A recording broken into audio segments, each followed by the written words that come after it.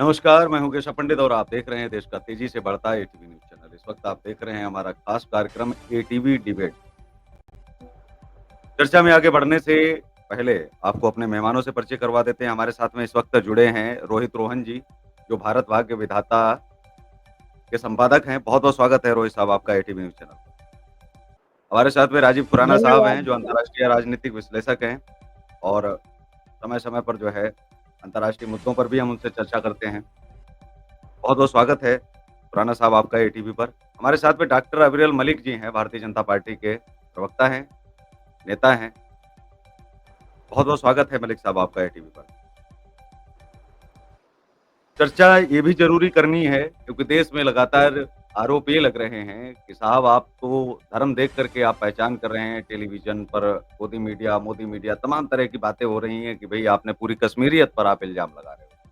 सारे कश्मीरी लोगों पर आप इल्ज़ाम लगा रहे हो। मुस्लिम यहाँ आरोप लगा रहे हैं कि आप सारे मुसलमानों को आप टारगेट कर रहे हो। इस तरह का नहीं होना चाहिए। आपको चिन्हित करना होगा, आपको ये बताना होगा कि कौन लोग आतंकवादी हैं, कौन लोग आतंकी समर्थक हैं। सभी पर एक तरफ से नहीं घेरा जा सकता है, सभी पर इल्ज़ाम नहीं लगाया जा सकता है।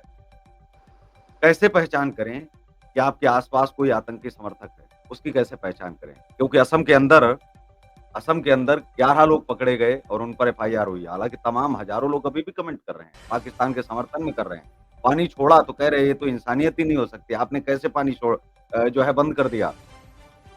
ये इंसानियत है, इंसानियत के आधार पर चलना चाहिए। असम के मुख्यमंत्री ने सीधा कहा, दो टूक कहा कि भैया भारत और पाकिस्तान दुश्मन देश हैं, कोई समानता नहीं है। उसके समर्थन में जो जाएगा, उसको जो है हम बंद ही करेंगे, जेल में डालेंगे। जब पाकिस्तान के एक्टरों की, वो एक्टर जो खाते यहाँ हैं, लेकिन गाते पाकिस्तान की हैं, इतनी हत्याएँ हो गई लेकिन किसी एक एक्टर ने भी न तो श्रद्धांजलि दी और न तो वो आतंकवाद को गलत बताया। ऐसे एक्टरों की वकालत सलमान खान करते हैं और उनकी मदद भी करते हैं समय-समय। पाकिस्तान की भी मदद करते हैं। लेकिन पहचान कैसे करें? आतंकी समर्थकों की और पाकिस्तान के समर्थकों की। बस बात वही है। तो सबसे पहला सवाल जो है हमारा रोहित रोहन साहब से है कि रोहित साहब कैसे पहचान लोग करें? कैसे चिन्हित करें? क्योंकि सीधा-सीधा एक कम्युनिटी कह रही है कि भैया हम देशभक्त हैं, कोई शक नहीं है, हमने जानें भी दी हैं, हम दे रहे हैं और आगे भी देंगे। लेकिन पूरी की पूरी मुस्लिम कम्युनिटी पर आप जो है ये आरोप-प्रत्यारोप नहीं लगा सकते हो, आपको चिन्हित करना होगा। आपको बताना होगा कि किन मुसलमानों पर आरोप लगा रहे हैं। जी। ठीक है। सबको सभी दर्शकों को नमस्कार, गुड मॉर्निंग। खुराना साहब को नमस्कार, अविरल जी को नमस्कार। बहुत ही संजीदा और बहुत ही वैलिड टॉपिक पे आपने डिस्कशन रखा है। अब एक चीज़ है जो मैं फ्रैंकली बोलना चाहता हूँ कि हमारे शास्त्र में भी लिखा हुआ है या कई जगह पे हम दोहा के तौर पे भी इसको कोट करते हैं कि मन में राम बगल में छुरी। किसके मन में क्या है ये तो आप जज नहीं कर सकते। कई बार को पॉलिटिक्स में मैंने देखा है कि जो व्यक्ति जैसे फॉर एग्जांपल गौरव भाटिया जी का ही ले लो, जब तक वो समाजवादी पार्टी में रहे, वो समाजवादी पार्टी के स्टैंड पे बोलते रहे, उसके सबसे प्रखर प्रवक्ता रहे। और आपको पता ही है कि समाजवादी पार्टी का स्टैंड क्या है। तो यहाँ पे आज उस टॉपिक पे है नहीं, तो मैं जैसे ही बोलूंगा तो अविरल जी चिल्लाने लगेंगे बैकग्राउंड म्यूजिक की तरह, तो कोई फायदा नहीं है। आज जब वो बीजेपी में है तो वो कैसे कट्टर मेरे ऊपर हिंदूवादी कमेंट है, मत कैसे करिएगा। ये बातें मेरे करते ऊपर मलिक साहब कमेंट प्लीज़, मत करिएगा। मैंने मलिक साहब कमेंट नहीं मलिक किया साहब आपके प्लीज़, ऊपर। Please, please, please, please Malik साहब मेरे जब ऊपर कमेंट कमेंट देते हैं करता आप है तो जी, ये नहीं आप उन्होंने मेरे कोई ऊपर कमेंट कमेंट नहीं कर रहे किया, हैं इस पर। उन्होंने किसी भी प्रकार का आपने कोई कोई कमेंट कमेंट नहीं नहीं किया है। किया है, मैं प्रवक्ता आपने लोगों कोई के बारे कमेंट में नहीं बात है, किया। ठीक है। प्लीज़ कंटिन्यू आप आपके ऊपर कोई कमेंट नहीं किया अविरल जी, अभी करूंगा। आपके ऊपर कमेंट करूंगा, छोड़ूंगा नहीं आपको, ये मत सोचिए कि आपको छोड़ दूंगा। तो ये तो बात होगी कि किसके मन में क्या है ये आप तय नहीं कर सकते। दूसरी बात ये होती है कि पाकिस्तान सपोर्टर कौन है। अभी आप देख रहे होंगे कि एक न्यूज आ रहा है कि एमपी में एक बीजेपी आईटी सेल का बंदा पकड़ा गया है, जो पैसे की लालच में जल्दी अमीर बनने के लिए हिंदू बंदा है, हिंदू बंदा है, लेकिन वो पाकिस्तान के लिए, पाकिस्तान के खुफिया एजेंसी के लिए काम करता है। अब यहाँ पे हम तो एक तरफ ये मान लेते हैं ना, कई बार को मान लेते हैं कि अगर मुसलमान होगा और उसका कोई भी एक्टिविटी ऐसा होगा तो हम तुरंत मान लेते हैं कि वो देशद्रोही है, या वो पाकिस्तान को फेवर कर रहा है, या वो टेररिस्ट को फेवर कर रहा है। इन केसेस के बारे में क्या है? यानी कि यहाँ पे भी आप देखिए, मैं यही बोलना चाह रहा हूँ कि ये आइडेंटिफाई कर पाना बहुत ही मुश्किल है, चैलेंजिंग है कि सच में कौन पाकिस्तान का फेवर करता है। कई बार को आप देखोगे, कई मुस्लिम युवा या मुस्लिम नेता जो हैं, अपने वोट बैंक को आइडेंटिफाई करने के लिए, अपने वोट बैंक को खुश करने के लिए पूरे दिन वो कुछ ना कुछ बोलते रहते हैं, लेकिन वो कोई ऐसा काम नहीं करते हैं जिससे पाकिस्तान को फायदा हो या नुकसान हो। जबकि यहीं पे आप यूपी के एक गायिका हैं, यूपी की एक गायिका हैं, लोक गायिका हैं, अभी उन्होंने एक छोटा सा वीडियो बना के भेजा था जिसमें उन्होंने जितने भी टेररिस्ट अटैक हुए हैं भारत में, उसमें से सेलेक्टिव टेररिस्ट अटैक उठाया और उसके ऊपर वीडियो बनाया जो बीजेपी के शासन में हुआ है, जब जब बीजेपी का सरकार रहा है, और उसको पूरे पाकिस्तान वायरल कर रहा है, उसको पूरे पाकिस्तान में उसको ट्वीट किया जा रहा है। मेरे ख्याल से आप लोग समझ गए होंगे उनका नाम, मैं उनका नाम लेके आपके डिबेट में उनको फेमस नहीं करना चाह रहा। तो अब इसको क्या कहा जाए? क्या ये पाकिस्तान से पीछे नहीं है? अभी जी, मैं देख बिल्कुल। रहा था कुछ वीडियो वायरल है जिसमें कुछ लोगों ने पाकिस्तान के झंडे को रोड पे चिपका दिया है और कुछ मुस्लिम महिलाएं आ रही हैं, उसको उखाड़ के ले जा रही हैं और सबको गाली दे के जा रही हैं। तो आप उसके बारे में क्या कहेंगे? हालांकि वो किसी पाकिस्तान विरोधी एक्टिविटी में इंडल्ज नहीं है, लेकिन मन में क्या है, किसको क्या मैसेज देना है, क्या एड्रेस करना है। और मैं आपको एक और बात बताना चाहता हूँ, अविरल जी इस बात को एक्सेप्ट नहीं करेंगे मुझे पता है। सबसे बड़ी समस्या क्या है कि जो पिछले 60-70 सालों में भारत ने जो फ्रीडम ऑफ स्पीच के नाम पे और जिस तरीके से इन्होंने जम्मू कश्मीर में पैसे बांटे, लोगों को हराम के पैसे खाने की आदत है। जम्मू कश्मीर का मेरा एक दोस्त है, बहुत ही क्लोज दोस्त है, मैंने उससे पूछा कि यार तुमको सब कुछ भारत से मिलता है, तो तुम लोग ये हर बात पे भारत के खिलाफ झंडा क्यों उठा लेते हो? बोला कि यार ये इनका बिजनेस है, अगर ये भारत का विरोध नहीं करेंगे ना तो जो इतना ऐड मिलता था जम्मू कश्मीर को वो मिलेगा नहीं, उन लोगों को पैसा मिलेगा नहीं, तो वो जानबूझ के, उनके मन में पाकिस्तान के प्रति कुछ नहीं है, लेकिन उनको, अगर मुझे केशव जी का विरोध करने से पैसा मिलता है तो मैं केशव जी को कितना भी मन में अच्छा समझता हूँ, मैं विरोध करूंगा बाहर निकल के। और ठीक है। भारत में ये हो रहा है, कुछ मुस्लिम लोग, कुछ हिंदू नेता इसलिए देश में मुसलमानों के फेवर में या टेररिस्टों के फेवर में स्टेटमेंट दे रहे हैं, उनको लगता है कि इससे उनको राजनीतिक और फाइनेंशियल सपोर्ट या हेल्प मिलेगा। अच्छा एक बात बताइए, आपको, आप लोग हर बात में जॉर्ज सोरोस की बातें होती है, डीप स्टेट की बात होती है, डीप स्टेट कहीं भी डायरेक्ट टेररिज्म में इन्वॉल्व है क्या? कभी डीप स्टेट ने पैसा देके किसी टेररिस्ट को आपके घर पे भेजा है क्या? नहीं। वो क्या करते हैं, वो ऐसे लोगों को तो मन बढ़ाते हैं पैसा देके अपने एनजीओ के थ्रू, ऐसे पत्रकारों को पैसा देते हैं, उनको अवार्ड देते हैं, उसके बहाने पैसा देते हैं, ऐसे संस्थानों को पैसा देते हैं जो इस तरह के कामों में इंडल्ज हैं। यानी कि कुल मिला के पूरा जो खेल है ना, वो पूरा खेल बेनिफिट उठाने का है। यही मेरा इनिशियल कमेंट है, फिर जैसे जैसे प्रवक्ता लोग आगे बढ़ेंगे फिर मैं बोलूंगा। राजीव खुराना साहब, जो कहा रोहित साहब ने, ये भी होता है, पैसे दिए जाते हैं डायरेक्ट इनडायरेक्ट। मुसलमानों का समर्थन तो समझ सकता हूँ, राजनीति में होता रहता है, ठीक है। भाजपा भी करती है, कांग्रेस भी करती है, सब करते हैं खुश करने के लिए, योजनाओं के नाम पर कभी। तो सबसे बड़ी बात ये है कि पाकिस्तान का समर्थन कैसे स्वीकार किया जाए, कैसे सहन किया जाए, और कैसे सहन कर लेते हैं वो समर्थक। मतलब उनके पास अपना दिमाग नहीं है। अगर नारा लगा दिया, उन्होंने कहा कि पाकिस्तान मुर्दाबाद तक नहीं बोल सकते, और वो कहते हैं कि वो सत्ता में आ गए तो पाकिस्तान को जड़ से उखाड़ के फेंक देंगे। पाकिस्तान मुर्दाबाद न बोलना भी क्या पाकिस्तान का समर्थन नहीं है क्या? और पाकिस्तान का समर्थन ही तो आतंकवाद का समर्थन है। तो हमेशा कहता हूँ, डायरेक्ट कोई चीज़ नहीं होती है, सब कुछ इनडायरेक्ट है यहाँ। कांग्रेस भी पैसा पहुँचाती है, भाजपा भी पहुँचाती है, जो भी पार्टियाँ पहुँचाती हैं, नाम तो कभी सामने किसी का खुल के नहीं आता है, आरोपी लगते हैं। लेकिन जो सामने खुल कर के आ रहे हैं, उनको तो हम देख ही सकते हैं पूरे देश भर में। तिरंगा जलाने के लिए अगर कहा जाए तो आप हम सब जानते हैं कि केवल आरोप मुसलमानों पर लगेगा कि नहीं भई मुसलमान नहीं चलाएँगे, लेकिन हम सब जानते हैं कि कांग्रेस के भी बड़े लीडर नहीं चलाएँगे, अखिलेश यादव भी नहीं चलाएँगे, ऐसा भी हो सकता है, शायद अगर ये कहा जाए।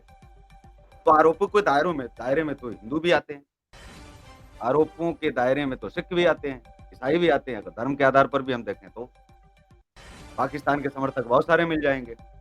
मैं आपसे जानना चाहता हूँ, आप कैसे देखते हैं? किस तरह से लोग पहचान करें? आम आदमी, भोला-भाला कैसे पहचान करे भई? उससे बचने का क्या तरीका है कि ये आतंक का समर्थक है? इससे कैसे बचा जाए? जी। मैं पहले तो शुरू से करता हूँ।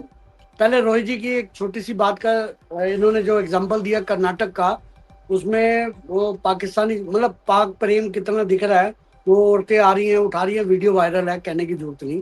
लेकिन उसपे जो डीसीपी का और उनका बयान है, वो ज़्यादा इम्पोर्टेंट है। इसका आप देशभक्ति की बात कर रहे हैं, उसका कहना ये इससे सांप्रदायिक दंगे भड़केंगे। आप समझिए वो हिंदू है, तो ये बात कह रहा है, तो ऐसा नहीं है डायरेक्ट और इनडायरेक्ट है, मददगार या डायरेक्ट और बेसिक क्या है, मैं आपको बताता हूँ। आप पाकिस्तान समर्थक बोले, कुछ भी बोले, बात ये है कि देशभक्ति क्या है, प्रॉब्लम क्या है। हमें देशभक्ति, अगर मैं स्पष्ट बोलूं, आरएसएस के अलावा कहीं भी देशभक्ति के डी नहीं बोला जाता, द शब्द नहीं बोला जाता। किसी स्कूल में, कॉन्वेंट स्कूल तो भूल जाइए, मदरसों की तो बात ही मना करिए। हमारे अंदर प्रॉब्लम क्या है कि देशभक्ति नहीं है। देशभक्ति हमें कौन सिखाएगा? हमें धर्म के बारे में माँ बाप सिखाते आ रहे हैं, पुश्तों दर पुश्त। देशभक्ति कोई नहीं बताता। मैं आपको बताता हूँ, ये जो आज आपका टॉपिक है ना, इस पे अगर देशद्रोह, देशभक्ति ही रखते, पाकिस्तान का नाम ना भी लेते, तो 90% पाकिस्तान आता, क्योंकि वो दुश्मन देश है। बाकी जो दूसरे कंट्रियों के लिए कर रहे हैं, सरदार देवेंद्र सिंह याद है, अमेरिका भाग गया, अपने डिफेंस का ऑफिस का था, भाग गया ना। कितने राज लेके भाग गया, माधवी गुप्ता याद है ना, और एक लेडी होते हुए 50 साल की, उसने कितने डॉक्यूमेंट बेचे। ऐसे जो दूसरे लोग हैं, जो दूसरी कम्युनिटी हैं, वो इन्वॉल्व हैं, इनको तो पैसा चाहिए, पैसे के बदले बिकते हैं। मैं आता हूँ इस पे, जो आज का टॉपिक है।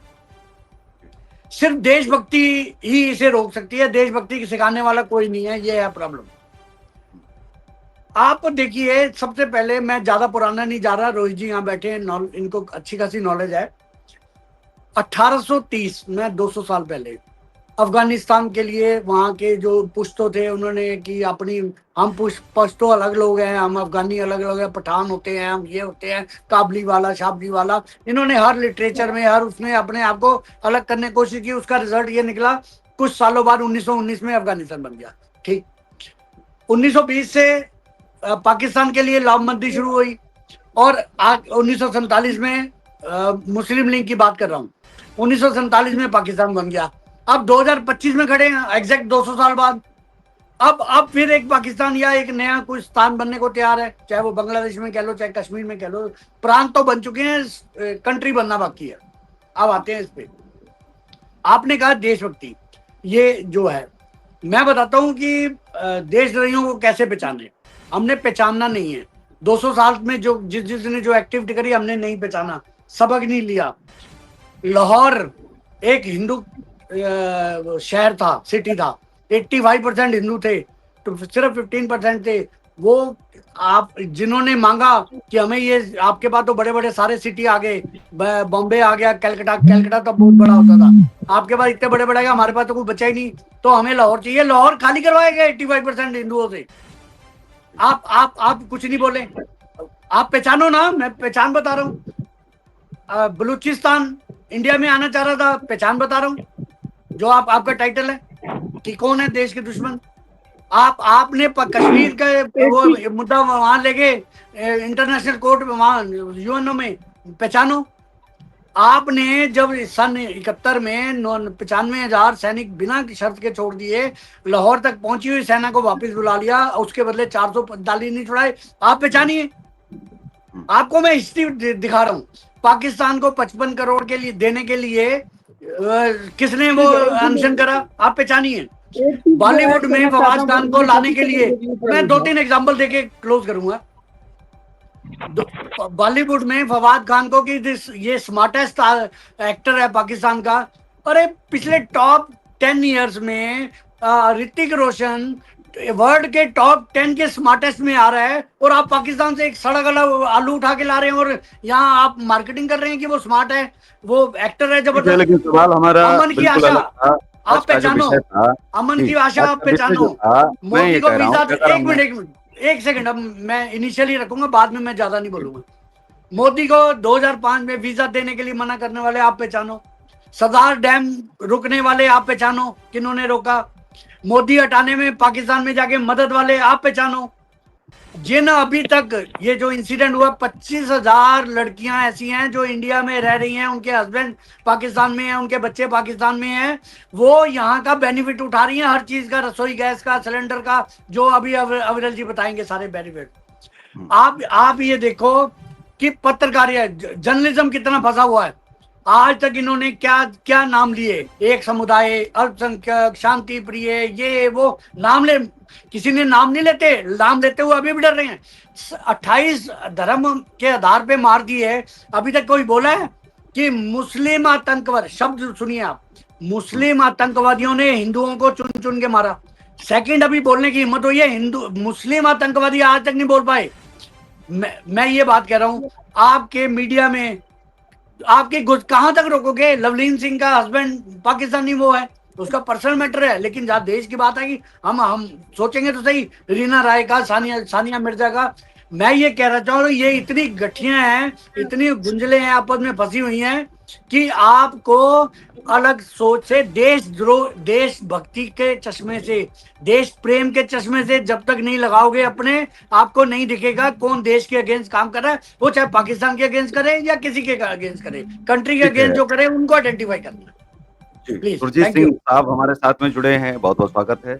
देरी से आप जुड़े हैं, राष्ट्रीय अध्यक्ष हैं, सनातन सेना के लगातार मुद्दे उठा रहे हैं और पाकिस्तान को लेकर के बहुत विशेष 3 मुद्दों को लेकर के ये भारत सरकार से के भी प्रतिनिधियों ये से मिल सब रहे हैं चीज मैं और 30 उनको जो सेकंड है एक कल चीज बोल दूं खुराना साहब के स्टेटमेंट पे, नहीं तो मैं भूल जी, जाऊंगा। जी। मैं भूल जाऊंगा, इसलिए मैं थोड़ा सा 30 सेकंड का टाइम दे दीजिए। खुराना साहब ने तो अच्छे से एक्सप्लेन किया, लेकिन थोड़ा सा इसमें बहुत इंडिविजुअल वो है। और देखिए, मेरा ये कहना है कि किसी भी पार्टी ने इस देश में क्या देशभक्ति को बढ़ावा देने के लिए कोई काम किया? 15 अगस्त और 26 जनवरी को 2 छुट्टियां दे दी, उससे क्या देशभक्ति बढ़ जाएगा? एक राष्ट्रगान लगा दिया कि भैया स्टूडेंट राष्ट्रगान करेंगे साल में 1 बार, 2 बार, 3 बार, उससे क्या देशभक्ति बढ़ेगा? आपको अगर सीखना है तो इजराइल से सीखिए, आपको अगर सीखना है तो जापान से सीखिए। जापान में तो कोई राजतंत्र नहीं है, वहां भी प्रजातंत्र है, लेकिन आप देखिए कि उनमें इतनी यूनाइटेड है वो, और इतने ज्यादा उनको सबक है, उनको बचपन से पढ़ाया जाता है। अगर वो मैक्सिमम चीजें वो इम्पोर्ट पे डिपेंडेंट है, क्योंकि उनकी अपनी खेती है ही नहीं, खेती है ही कितनी उनकी, और पॉपुलेशन ज्यादा उनके जमीन के हिसाब से।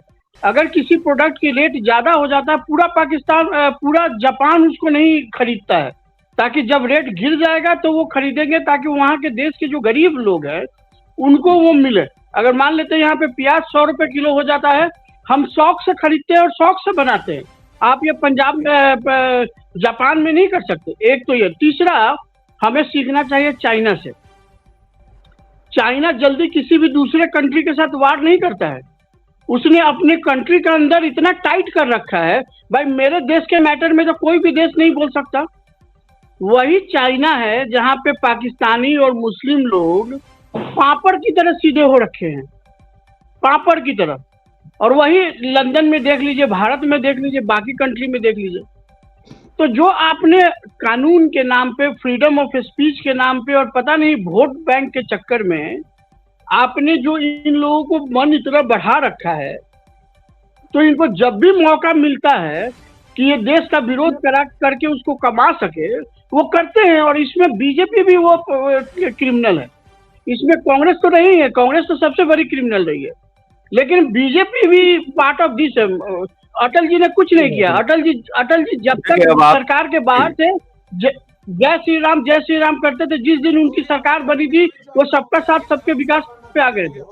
और मोदी जी भी शुरू में इसी पैटर्न पे थे, सबका साथ सबका विकास। जब उनको 2-3 धक्का लगा तब वो आए हैं अब। ओके, सिंह साहब से जवाब ले लेते हैं। सिंह साहब, सीधी-सी बात है, जी।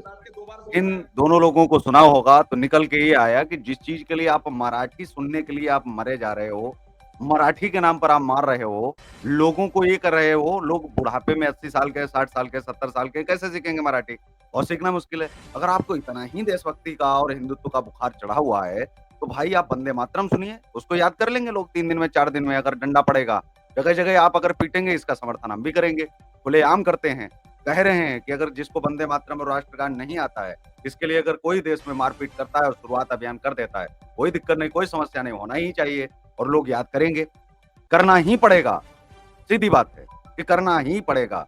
अगर ये भी हो सकता है, देश में जब बातचीत होती है मुसलमानों की कि इस देश के लिए क्या जान नहीं दी, बिल्कुल दी है, इससे कोई इनकार नहीं किया जा सकता है।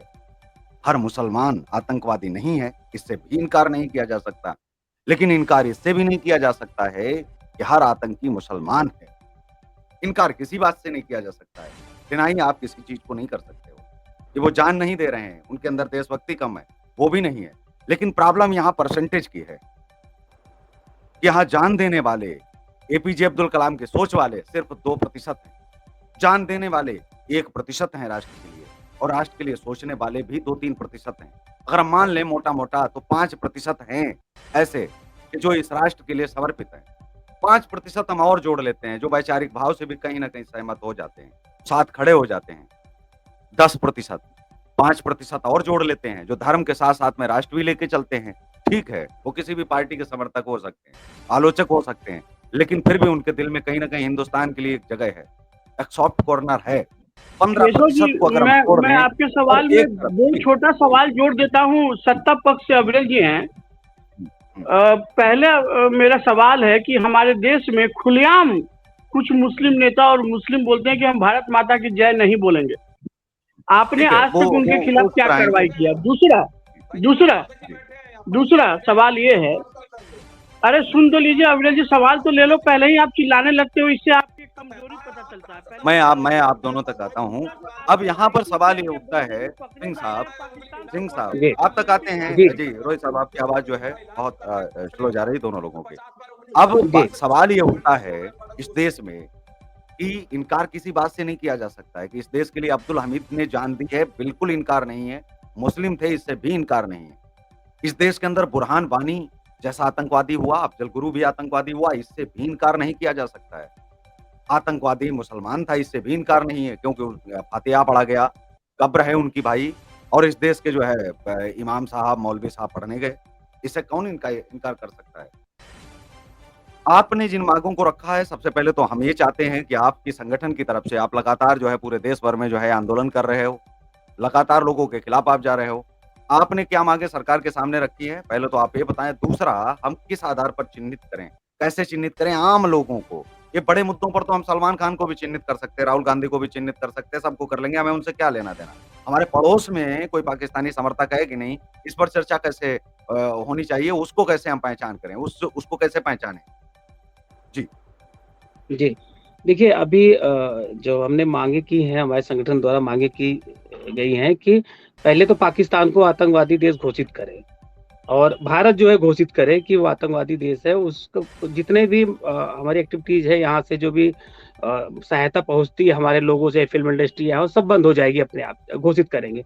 दूसरा मैं आता हूँ आपको शुरू तो करता हूँ राज ठाकरे की बातों से। जो आप बोल रहे हैं कि राज ठाकरे ने मराठी भाषा को लेके जो चल रहा है, महाराष्ट्र में भी चल रहा है, बीच-बीच में वो बंद होता है, फिर शुरू हो जाता है। यही नेता जो है हमें विभाजित कर रहे हैं, हमें बाँट रहे हैं।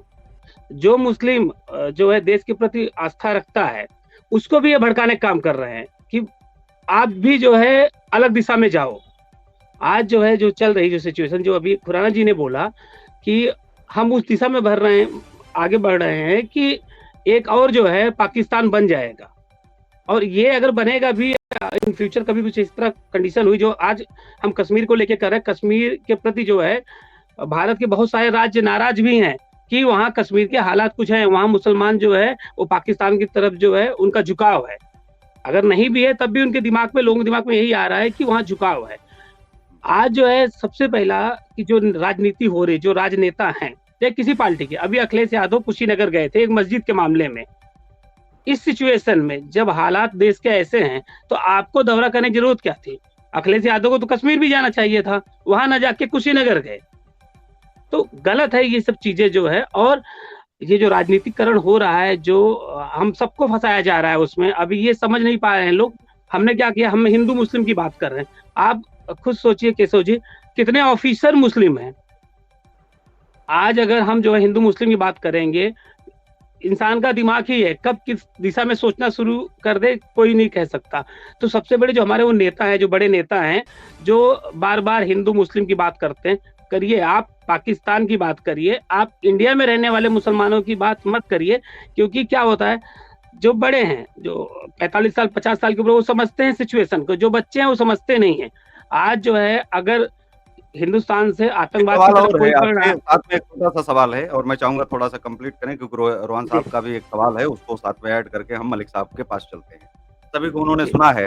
सवाल ये है कि जी, क्या इस देश में जो नौकरशाह हैं, जो नौकरी कर रहे हैं, जो सरकारी नौकरी कर रहे हैं, ख़ास करके सबसे पहले तो उनको जो है घेरा जाए। अगर उनको जो है जी, राष्ट्रगान नहीं आता है देश का, वंदे मातरम नहीं आता है, तो उनको नौकरी से बाहर करना चाहिए। भई उनके ऊपर तो सबसे पहला शुरुआत कर देनी चाहिए। मुझे लगता है राष्ट्रवाद और देशभक्ति पर खड़े होकर के अगर उनको वंदे मातरम और राष्ट्रगान नहीं आ रहा है, तो क्या उनको चिन्हित नहीं किया जाना चाहिए? उनको भी चिन्हित किया जाना चाहिए। देशभक्ति ऐसे तो बढ़ेगी, ऐसे ही तो बढ़ेगी। अब हम आते हैं रोहित साहब के पास। आपका पहले मैं कमेंट चाहूँगा कि आप 30 सेकंड में कंप्लीट कर लें। मैं रोहित साहब का जो सवाल है उसको लेकर के मैं मलिक साहब के पास जाता नहीं, नहीं, ज़रूर करना चाहिए। ऐसे लोगों को चिन्हित करना चाहिए जो है, इसके लिए भी सरकार को जो है एक अभियान शुरू करना चाहिए कि भई आप अपने ऑफ़िस में जाते हैं तो आप जो है राष्ट्रगान एक बार बोलिए जो है वहाँ पे। हूँ। बहुत ही जी। सीरियस करना ठीक चाहिए है। ऐसा। मतलब आप जाना चाह रहे हैं चाहता कि हूँ। सुबह-सुबह अभी राष्ट्रगान, केशव वंदे जी, मातरम केशव जी, बजना केशव चाहिए। जी, जी, जी। केशव जी, हाँ, अब केशव जी, रोहित साहब। मुझे बस 10 नहीं, सेकंड दे दीजिए, होना 10 सेकंड चाहिए दे जो है, दीजिए। और करना भी चाहिए। ठीक है। लोगों को भी करना चाहिए जो है। मतलब आपका जैसे देश स्कूल है, में आपके जी, देश का राष्ट्रगान है, वो मैं करना चाहिए। थोड़ा-सा रोकूँगा। जैसे देश के अंदर विद्यालय में सुबह-सुबह जब बच्चे पहुँचते हैं, तो सुबह-सुबह वो भी राष्ट्रगान करते हैं या सुबह-सुबह वो भी प्रार्थना करते हैं। तो इसके लिए आप सरकारी जॉब कर रहे हो, जिस ऑफ़िस में कर रहे हो 10, 12, 15 लोग हैं, भई बाहर तिरंगा डेली फहराओ, रोज़ फहराओ जी। और आप 5 मिनट, 10 मिनट, 52 सेकंड तो आप निकाल सकते हैं ना राष्ट्र के नाम। 52 सेकंड राष्ट्र के नाम। उम्मीद करूँगा कि आपका जो संगठन है, वो भी इस पर काम करेगा, क्योंकि आज चर्चा से बहुत सारी चीज़ें निकल के जो है आएँगी। जी, रोहन साहब प्लीज़। हाँ जी। देखिए, अभी अभी अगर आप जाएँगे ना पहलगाँव जहाँ पे ये अटैक हुआ है, वहाँ के आस-पास के जितने भी घर हैं, उस सब घर के बाहर देखा गया है कि एक मेन हॉल टाइप का छोटा-छोटा सा उन्होंने बनाया हुआ है, जिसको आप कवर कर सकते हैं। जैसे बाथरूम का टब होता है ना, जिसको आप ऐसे उठा सकते हैं और उसके अंदर आप पानी और ये सब एक्स्ट्रा होता है। ये सबके घर के बाहर अभी मिला है और ये पिछले कुछ महीनों के अंदर बना है। यानी कि टेररिस्टों को छुपने के लिए और छुप के वहां से इंडियन आर्मी पे अटैक करने के लिए ऐसे ऐसे मैन होल हर आदमी के घर ने, हर बंदे ने अपने घर के बाहर बनाया है। हर ने नहीं, लेकिन 90% ने। और बीजेपी की सरकार वहां पे सब किसी को फ्री मुफ्त राशन सबको ये दे रही है। अगर आपने वहां पे सर्वे कराया होता, आपने पूछा होता कि यार तुम्हारे घर के बाहर ये बनाने की तो जरूरत ही नहीं है, ना ये किसी नाली से कनेक्टेड है, ना ये किसी ठीक है, बाथरूम से लेकिन आप कनेक्टेड है, हम तुमने ये ठीक है, बनाया मैं हुआ मलिक है। साहब से तो जवाब वहां तो दे क्लियर जी, है कि वो किसको सपोर्ट करने के ओके, लिए कर रहे हैं। तो उसके ठीक खिलाफ है। बीजेपी सरकार ने क्या किया? हाँ, मलिक साहब। इससे ज्यादा क्लियरिटी तो कुछ तीनों भी नहीं हो लोगों सकता ना। के आपने जो है विचार सुने। सवाल वही है कि आम आदमी तक कैसे मैसेज पहुँचे और शायद वो अभी तक थोड़ा-थोड़ा पहुँच पाया है, जबकि मैं चाह रहा था कि 100% लोग समझ पाएँ कि चिह्नित कैसे कर लें अपने आस-पास के लोगों को, कि कौन जो है पाकिस्तान समर्थक है, कौन आतंकी समर्थक है, क्योंकि लोगों को सलमान खान से कोई लेना-देना नहीं। लोगों को मतलब नहीं है राहुल गांधी से। जानते हैं सारे, लेकिन अपने आस-पास भी उनके कितने राहुल गांधी और सलमान खान घूम रहे हैं, उनको भी ये जानने की ज़रूरत है, वो पहचान बहुत ज़रूरी है। मैं चाहता हूँ कि जो रोहन साहब ने सवाल खड़ा किया, उसको लेकर के भी कि भई ऐसे घर तो उड़ा देने चाहिए, ताकि लोग बनाने से डरने लग जाएँ, पूरा घर ही उड़ा दो, कोई मदद नहीं। अगर होल मिले और ये चीज़ें मिलें और फिर पहचान पर, मैं दोनों पर चाहूँगा कि आप जो है अपना माइक आप अपना केशव जी नमस्कार। देखिए, जहाँ तक आपका सवाल है, मैं आपके सवाल का जवाब दूंगा। खैर आधे घंटे बाद आप मेरे पास आए, इसके लिए आपका शुक्रिया, और रोहित जी के सवाल का जवाब देने के लिए मैं बाध्य नहीं हूँ। तो जहाँ तक विषय है आतंकवादियों का और इस प्रकार के तत्वों का और सरकार के द्वारा क्या एक्शन लिया जा रहा है उसका, तो सरकार निश्चित रूप से एक्शन लेती है, जहां जो आवश्यक होता है एक्शन लिया जाता है। लेकिन इसी देश में ऐसे लोग बैठे हुए हैं जो वोट बैंक की राजनीति करने के लिए प्रकार से आगे बढ़ चुके हैं, चाहे कांग्रेस पार्टी हो, समाजवादी पार्टी हो, तृणमूल कांग्रेस हो, एनसीपी शरद पवार महाराष्ट्र में हो, शिवसेना यूपीपी हो, नेशनल कॉन्फ्रेंस हो, या फिर पीडीपी की बात कर ली जाए, तमाम सारे राजनीतिक दल इस देश में मौजूद है। बिहार की आरजेडी हो या कम्युनिस्ट पार्टी हो या आम आदमी पार्टी हो, इंडी गठबंधन इस प्रकार से वोट बैंक पॉलिटिक्स कर रहा है और वोट बैंक पॉलिटिक्स में इतना डूब चुका है कि अखिलेश यादव जी के द्वारा प्रेस कॉन्फ्रेंस के माध्यम से एक बयान दिया गया था। उन्होंने कहा, मैं कानपुर किस लिए आखिर जाऊं, शहीद के घर, मृतक के घर आखिर किस लिए मैं जाऊं, क्योंकि उनका उस परिवार से कोई संबंध नहीं। अब संबंध होना और संबंध ना होना, अब जब जनता के मध्य में रहते हैं, जनप्रतिनिधि हैं, तो इस प्रकार का बयान देना बहुत ही दुखद और निंदनीय है। ये वोट बैंक पॉलिटिक्स कर रहे हैं और शहीद के घर भी नहीं जाना चाहते, ये बिल्कुल स्पष्ट है। और उन्होंने कहा कि मैं कार्यकर्ताओं से कहूंगा वो चले जाए। तो इस प्रकार की बयानबाजी एक पार्टी का राष्ट्रीय अध्यक्ष कर रहा है, जिसके तमाम सारे सांसद उत्तर प्रदेश में मौजूद हैं और जिम्मेदार पार्टी का एक अध्यक्ष है। और रही बात जहां तक जिहादियों के विषय की, आतंकवादियों की, खालिस्तानियों की, आपने देखिए आज का जो शो रखा है, इसके लिए मैं धन्यवाद करना चाहूंगा। आपने टोटली एंटी नेशनल ताकतों के लिए लिखा। जहां तक एंटी नेशनल ताकतों का विषय है तो इसे डिफाइन करना काफी लंबा होगा।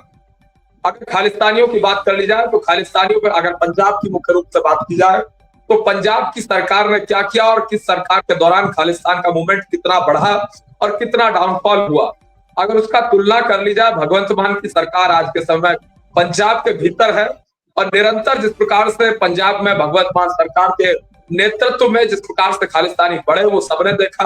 और जिस प्रकार से अमृतपाल सिंह एक खालिस्तान की बात करने वाला व्यक्ति, देश को तोड़ने की बात करने वाला व्यक्ति, और सरबजीत सिंह खालसा ये खालिस्तान की बात करने वाले लोग मेंबर ऑफ पार्लियामेंट बन गए, पूरे पंजाब में घूमते रहे, पंजाब को एक प्रकार से अलग करने की और खालिस्तान बनाने की बात करते रहे, हिंदुस्तान के टुकड़ों की बात करते रहे।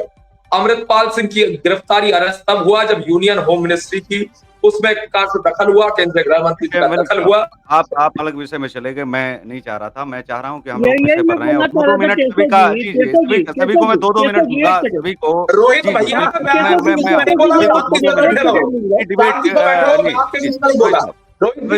जवाब मैं ले लूंगा, आपको जो सवाल करना होगा मैं मलिक साहब से ले लूंगा। सबके 2-2 मिनट रहेंगे और मैं चाहूंगा कि 2 मिनट पूरे गिनती के। सबसे पहले खुराना साहब के पास आते हैं। खुराना साहब, देश के अंदर जब ये बातचीत हो रही है तो क्या फिर लगे हाथ अभी ये नहीं कर देना चाहिए, इस देश में एक कानून नहीं बना देना चाहिए कि भाई अब जो है वो राष्ट्रगान भी अनिवार्य हो जाएगा सभी सरकारी ऑफिसों के लिए, जैसे आरएसएस को मध्य प्रदेश में किया गया था। कहा गया था कि भाई शाखाओं में जा रहे हैं, फिर प्रतिबंधित कर दिया। कांग्रेस आती है तो प्रतिबंध लगा देती है, भाजपा आती है तो खोल देती है, ठीक है, वो एक अलग विषय है। लेकिन राष्ट्रगान को क्या हर रोज, अब दीपक जलाने से पहले, भगवान के आगे दिया जलाने से पहले क्या पाकिस्तानी फ्लैग नहीं जलना चाहिए? मैं ये कह रहा हूँ, अगर विचारधारा है हमारी। दूसरा, जब दिन में 5 बार समय मिल सकता है तो 52 सेकंड का 24 घंटे में समय नहीं मिल सकता क्या देशवासियों को? जी, इस पर क्या कहेंगे? 2 मिनट जी। देखिए, पहली बात तो ये 52 सेकंड नहीं, राष्ट्रीय गान की 38 सेकंड का है, एक। दूसरा, ये राष्ट्रीय गान किसी से बुलवा भी लोगे तो 1 मिनट के लिए, क्या वो देशभक्त हो जाएगा? देखिए, मैं बताता हूँ क्या प्रॉब्लम है। फंडामेंटल प्रॉब्लम आई जब यहाँ पे रवीश कुमार बोलता है कि दिल्ली दंगे में ये, मैं मीडिया की बात कर रहा हूँ, पहला पॉइंट मीडिया है कि वो पांडे था जिसने पुलिस वाले पे बंदूक रखी जो शाहरुख खान निकला, ठीक है। बरखा रात बोलती है टेररिस्ट के लिए कि ये प्रिंसिपल का मासूम बेटा, लाइक दिस। और आप ये देखिए कि कसाब को छुड़ाने के लिए, अब मैं जुडिशरी भी आ रहा हूँ, कौन कौन से 3-4 वकील हैं गिनती के। बेसिकली इनको देश प्रेम नहीं है, ये प्रॉब्लम है। कभी आज तक आपने इन जो 5-6 वकील हैं टॉप के, इनसे सुना है कि ये मेरे देश के अगेंस्ट है, मैं आपका मुकदमा नहीं लड़ूंगा? कभी आपने सुना? नहीं सुना। मैं बताता हूँ, ये अंग्रेजों के बनाए हुआ आईपीसी था जिसमें राजद्रोह था। राजद्रोह का मतलब होता है कि आपने अपने राज्य के खिलाफ कोई भी द्रोह करेंगे। बीएनएस में आया देशद्रोह, कंट्री के अगेंस्ट। कानून अब बना है, उससे पहले लचर कानून था। 70-75 साल तो ऐसे ही निकल गए। इसीलिए तो ये बर्क बचता रहा, इसीलिए तो नेक्सलाइट जो साईं बाबा था, एक वो लेडी थी भाटिया, ये अमृतपाल, ये जितने लोग हैं ये इसीलिए तो बचते रहे। क्योंकि आप वो शाइल जो कह रहा था चिकन नेक काट दो, इंडिया को काटने की बात कर रहा है और वो जिंदा है अभी तक। कमाल है, केस चल रहा है, कमाल है। वो शाहिदा रशीद तो ठीक है। मैं ये कहना चाह रहा हूँ, चाहे जुडिशरी हो, चाहे चाहे पत्रकारिता हो, चाहे ब्यूरोक्रेसी हो, चाहे पॉलिटिकल सिस्टम हो, जिसमें मैंने नाम लिया है ओवैसी का, बर्ग का और जी, देखिए, मैं अपनी बात को स्पष्ट करना चाह रहा हूँ। पहली बात तो जी, एक पैरामीटर रखिए जो रोहित जी ने एग्जांपल दिया, जापान और इजराइल।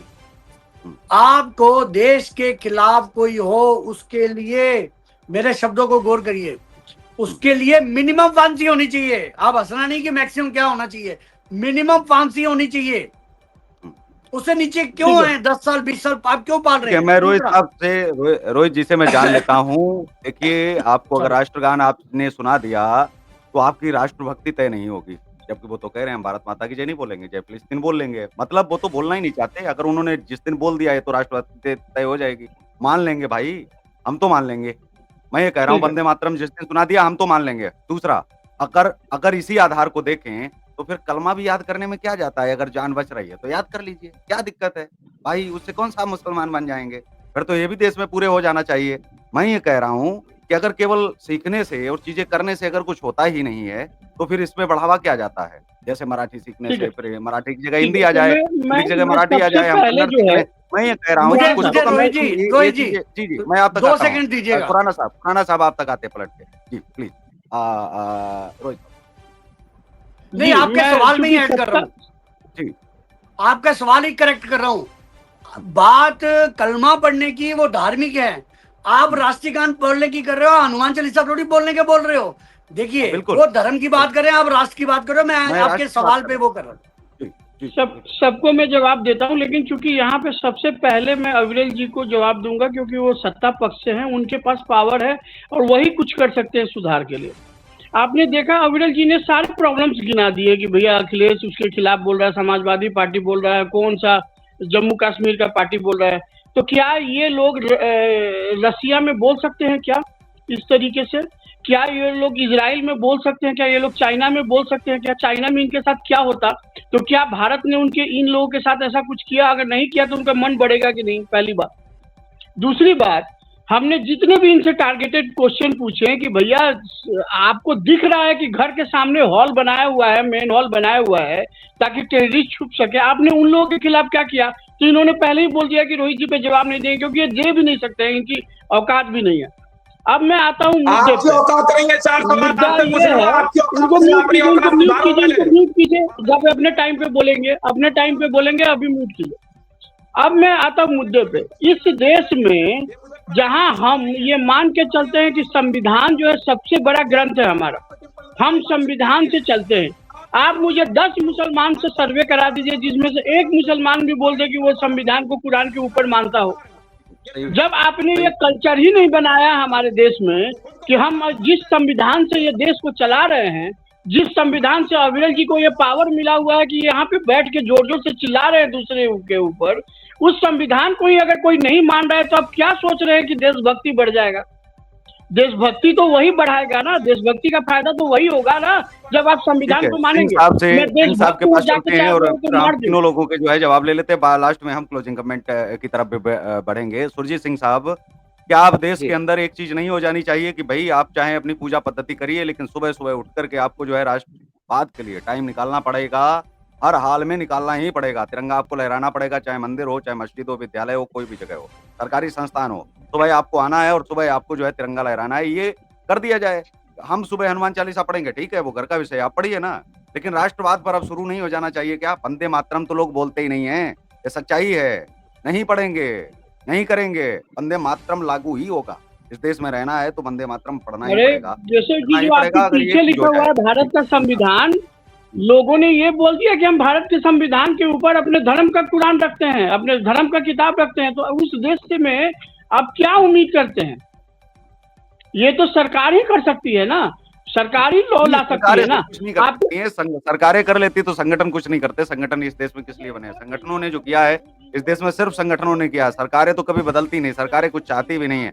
आप कुछ मत करिए ना, मैं ये कह रहा हूँ कि आप कुछ मत बोलिए, सरकारें कल को सीधा-सीधा कह देंगी कि भाई आप हिंदू धर्म से ही वो छोड़ दीजिए, आप इस्लाम स्वीकार कर लीजिए। सरकारें क्या करेंगी? सरकारें कुछ नहीं करती हैं। जब संगठन उतरते हैं सड़कों पर और जब वो करते हैं, तो फिर सरकारें झुकती हैं और सरकारों को झुकाना आना चाहिए।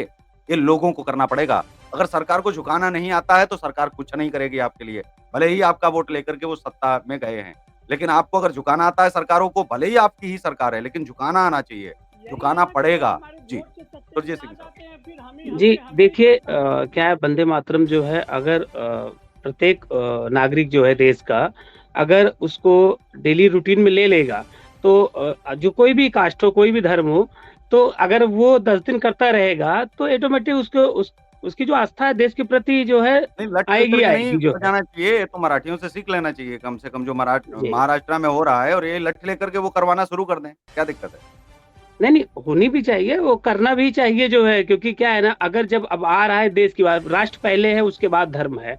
तो अब जब अगर हमें लगता है कि हमें जो है करना है कि लोग लोग वंदे मातरम की वजह से लोग जुड़ेंगे। अब जहाँ बात आती है मुस्लिम कम्युनिटी की कि मुस्लिम लोग नहीं करेंगे, तो जब सरकार अनिवार्य करेगी, तो क्यों नहीं करेंगे? मैं जब पढ़ता था, मेरे साथ में भी बहुत बच्चे मुस्लिम नहीं, मैं पढ़ते बीच में थे, थोड़ा-सा तो करेक्शन कर दूँ, मुस्लिम राष्ट्रीय जी, मंच है आरएसएस का, और उससे जुड़े जी, हुए जो मुस्लिम हैं, वो वंदे मातरम बाकायदा जो है पढ़ते भी हैं और करते भी हैं, भारत माता की जय भी बोलते हैं। तो मैंने पहले ही जी, कहा था कि जो 2, 4, 5% हैं, वो अब धीरे-धीरे जाग रहे हैं और जी। हो रहे हैं। प्लीज़ आप कंप्लीट करें, मैं खुराना साहब से भी जी, जो है मैं बात वही बोल रहा हूँ कि अनिवार्य कर देंगे, तो उससे क्या होगा कि वो एकदम क्लियर हो जाएगा, जो कि जो है लोगों के देश के प्रति लोगों की आस्था क्या है। रही बात, क्या ठीक होता है। है कि हम राजनीतिकरण जो कर रहे हैं ना, जो हम बाँट देते हैं,